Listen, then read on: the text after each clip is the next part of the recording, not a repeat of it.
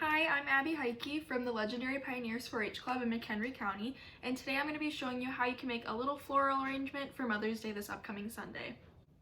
First and foremost, you're going to need flowers, so whether you go to the store and buy some like I did, or if you're growing some in your garden, you're going to need flowers to make an arrangement. So I got my flowers from Joel Osco. I have a nice variety. I got a pre-made arrangement that I'm going to be adding to. So if you go to the store and find an arrangement that you just want to be a little bit bigger, you can always do that. Okay, so I went ahead and I unbundled all of my flowers, so now they're all individual stems.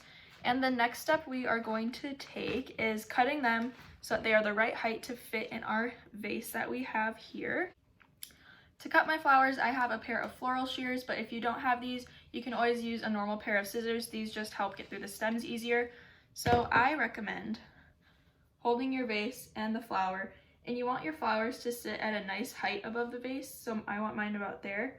So I'm gonna cut mine, I'd say 4 inches off the bottom. So when you're cutting your flowers, you wanna make sure that you are cutting them at an angle because this will help the flower absorb the water when it's in the vase.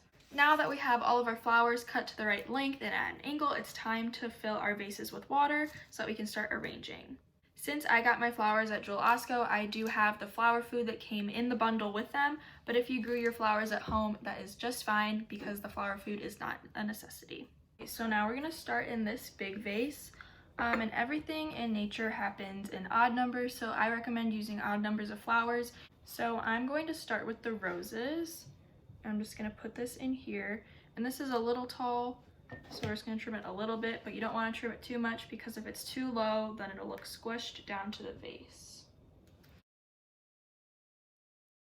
Okay, so I'm going to use this, and then I'm going to take one of these lilies that are not in bloom yet, and I'm just going to take off some of the flower or the leaves so that it doesn't look too crowded.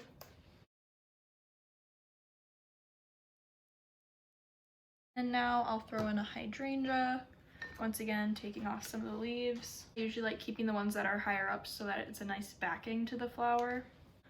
So now I will take these purple pomps, and some of the smaller ones near the bottom I'm just going to tear off so that I just have the ones that are higher up like that.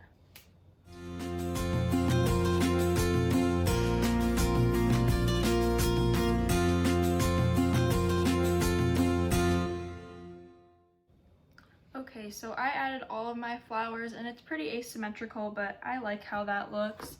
So I have some offset lilies, and then I have my hydrangeas. My purple and green pops are sort of in the middle, and then my roses are around the edges. So that's what that ended up looking like.